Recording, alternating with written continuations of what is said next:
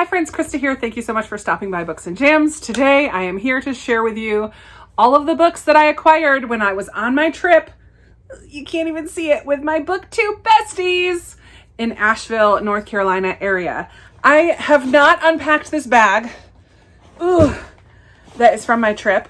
It is filled with all the books that I got while I was there, as well as like games and things, but we're just gonna undo it. I'm not sure I'm gonna remember where everything came from, but I did acquire a lot of books. It was a fantastic trip, and if you have not yet watched the vlogs and the games and the collabs that I did with Amanda from The Curly Reader, Sarah from Sarah's Nightstand, and Lindsay from Lindsay's Little Library, be sure to check out their channels because we had such a fun get together a couple weeks ago, and I already miss them so much, and I'm already excited for our next chapter, our next experience together. So let's unpack this bag and see what books I acquired while in Asheville. Some of them you may have seen in the vlog, but most of them you probably haven't. I have tea that I brought with me and didn't end up using because the rental that we stayed in had no sugar. How do you have no sugar? I cannot have tea without sugar. So the first bag I have here has a handful of books in it. They're not all from the same store, but they all went in this little bag. I did purchase a North Carolina waterfalls magnet because I try to get a magnet from everywhere that I visit. I should do a video sometime of all of the magnets I have. But I did this one on purpose because we went hiking to some waterfalls. We did not go to this waterfall, but I felt like this was appropriate for the trip that I took. So I got that magnet. These first two I purchased at the same bookstore, and they gave us these little bookmarks when we checked out, which is super cool. So this is from Downtown Books and News, and I found a 2021 release that was on my anticipated releases like lists. I haven't yet read it. It did come home with me from the library at one point, but this is The Girls in the Stilt House by Kelly Mustian. This was $6.95, pretty cheap. And it's a 2021 release, so I was very excited about this. This one follows two young girls who are in the South, I think Baton Rouge area in Louisiana. And it says, it's a beautiful and harrowing tale of two young women cast in an unlikely partnership through murder. So these two girls, Ada and Matilda, are from the opposite sides of the tracks, basically, or the trace. It's like a swampland. One of them is able to leave and escapes her abusive father, I believe, her harsh father, it says, and goes to Baton Rouge, and then things don't work out for her there, and she ends up having to come back home. And then we also follow Matilda, who's the daughter of a sharecropper who's trying to protect her family. And these two girls' lives come together because of a murder. I don't know if it's a murder that they committed or a murder of someone that they know or that they witnessed. I don't know. I was super thrilled when I found that. At that bookstore, I also found The Overdue Life of Amy Byler by Kelly Harms, a book about books. Contemporary. I don't know if it's a romance. Life is like a book. To get to the good stuff, you have to turn the page. Overworked and underappreciated, single mom Amy Byler needs a break. So when the guilt-ridden husband who abandoned her shows up and offers to take care of their kids for the summer, she accepts his offer and escapes rural Pennsylvania for New York City. So we're going to follow Amy as she takes a summer off, I guess. Bookish book. I'm excited for that. At a little free library, I found Velva Jean. Velva Jean Learns to Drive by Jennifer Niven. In this one, we follow Velva Jean, who, when she is 10, she gets saved. But after that, her father leaves, her mother gets really sick, and she is growing up in a small town in Appalachia. And her biggest dream is to become a big country singer, big time singer in Nashville. So I think we're going to follow this young girl and the struggles that she has and her dream of becoming a singer, maybe a coming of age type story. One of the things that we did, one of the bookstores that we went to had a big box for $6, a big box of paperback books. And so we kind of like, in the vlog, you'll see we dove through that box and saw if there was any books that we wanted. And I chose 3 books. There was a lot of duds in that box, but we were able to put them in little free libraries all around town, which was kind of cool. The 3 that I picked out of that box, I don't really know very much about. Girl in Translation by Jean Kwok. Young Kimberly Chang and her mother emigrate from Hong Kong to America. They speak no English and own nothing but debt. They arrive in New York hopeful for a better life, but instead find a squalid Brooklyn apartment and backbreaking labor in a Chinatown sweatshop. So interested in that one. I also took Carry Me Home by Sandra Kring. I just thought the cover of this one looked interesting, but the blurb on the back says, Carry Me Home is a plain-spoken, nostalgic account set in the 1940s, but the story of a brother's love and the healing powers of family and community in the aftermath of tragedy is timeless. That sounds really good to me. And then I also got this Edwardian mystery called The Consequences of Sin by Claire Langley Hawthorne in that box. So this is just a mystery. I don't want to know too much about it. We follow Ursula, who's an heiress, an Edwardian heiress, but she's also an Oxford graduate active in battle for women's suffrage. And then she comes across this mystery and tries to solve it. So looking forward to that. At a Goodwill that we stopped at, I picked up The Race for Paris by Meg Waite Clayton. Meg Waite Clayton is the author of another book that I recently purchased or hauled or have in this bag. I'm not really sure, but I recognized that name. And in this one, we're following a journalist, a female journalist who is not really allowed to participate with the other journalists in 1944. So at the very end of World War II, Liv and Jane, her photographer, are constantly confronted by red tape and derision because the military believes women cannot handle the rigors of combat journalism. Jane is resigned to making the most of her assignment, but Liv is determined to get to Paris. After failing to win over her commanding officer, she goes AWOL, and seizing her chance to make a name for herself, Jane joins her. Reluctantly accompanied by a male British military reporter, Fletcher, the two women chase their story through gunfire, carnage, and death, scarring the French countryside. Their journey is further complicated by emotional bonds, romantic tensions, and one woman's secret, a secret with the power to end her career and perhaps her life. So it's going to be about journalism towards the end of World War II. I picked up a Betsy Tacy book, Heavens to Betsy and Betsy in Spite of Herself.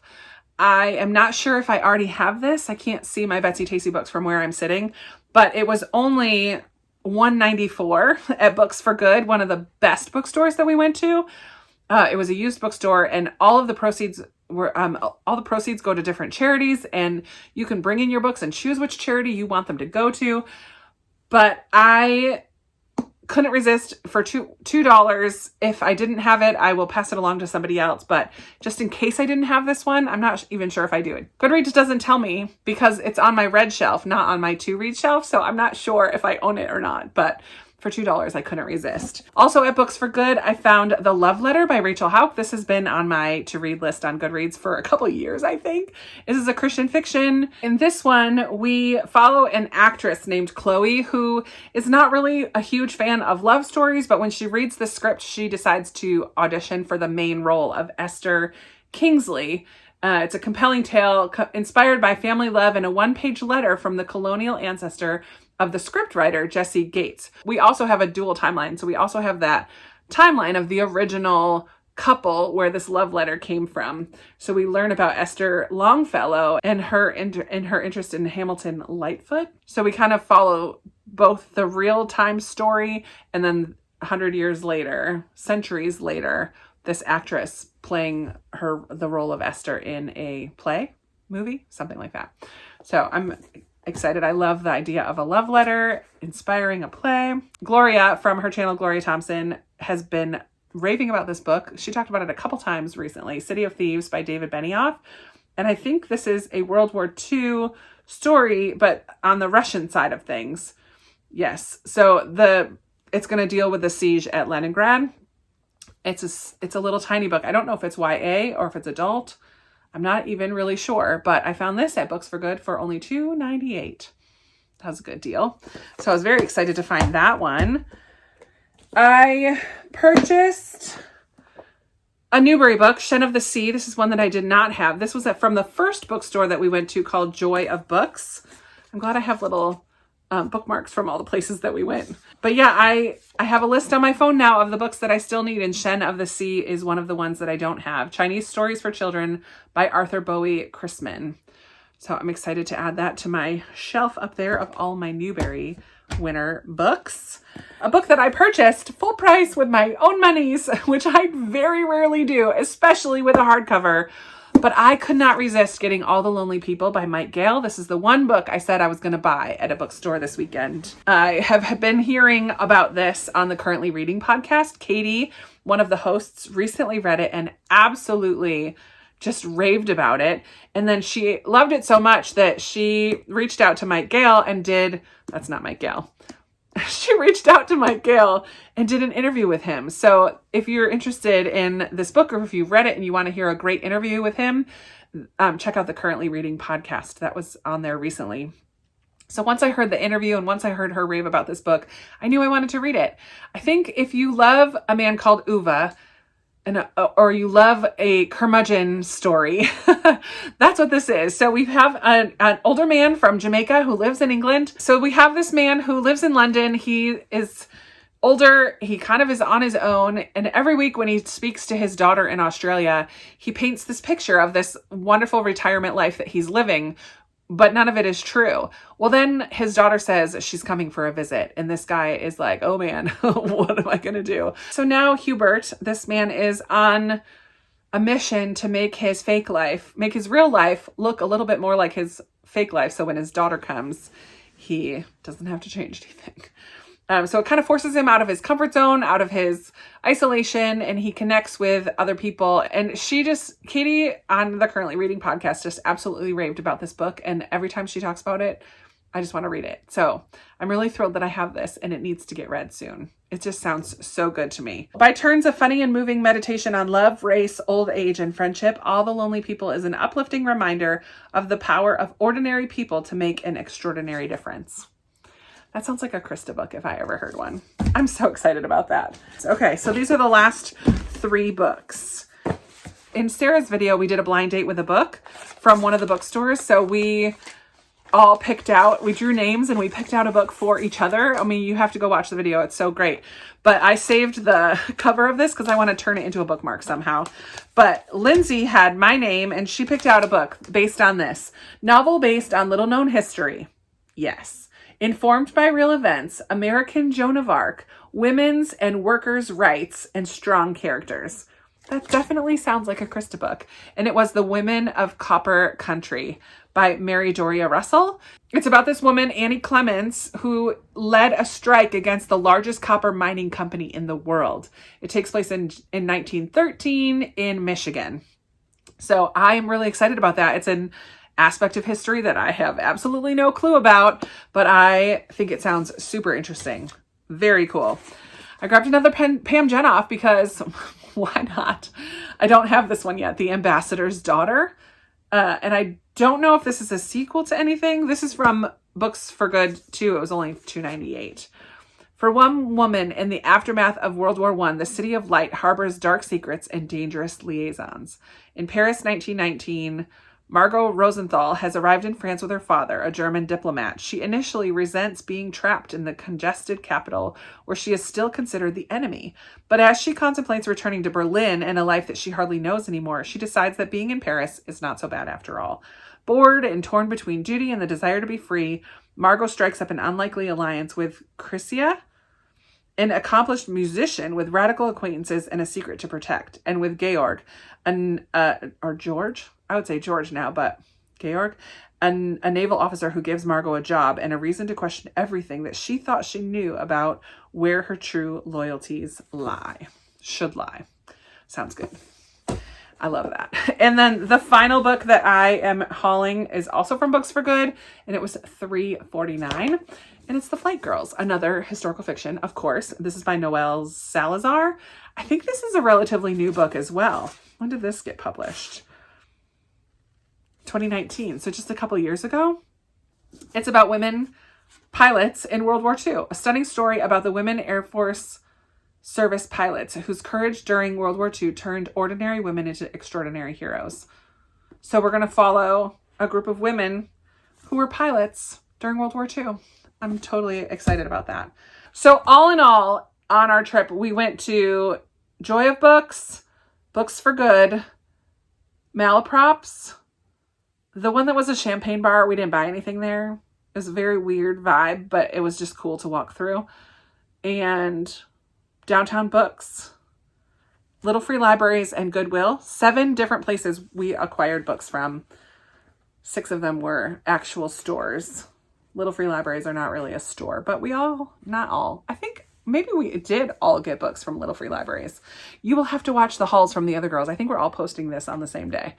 But here are the books that I acquired on my Asheville trip. Can I get them all in if I lean back? Nope. Yep. Yay, they're all in. 1, 2, 3, 4, 5, 6, 7, 8, 9, 10, 11, 12, 13, 14, 15. 15 new books. It's not too bad, considering we went to 7 different bookstores, or 6 different stores. I'm excited about this pile. Of course I am. Please let me know if you've read any of these, if you are interested in me reading any of them sooner rather than later, if any of them sound good to you, especially some of the ones that were really unfamiliar to me. Some of them were definitely familiar to me, but some were not. I'm just really thankful that I was able to have that weekend with the girls. It was such a special time, one that I will never forget, and I am, of course, excited about this stack of books as well. I will link all 3 other channels down in the description below. They are all hauling their books from the weekend as well. Please check out what they got. And that is going to be it for me today. I would love to chat with you down in the comments as always. And thank you so much for spending your time watching this video and hanging out with me. And I will talk to you in another video again very soon. Bye.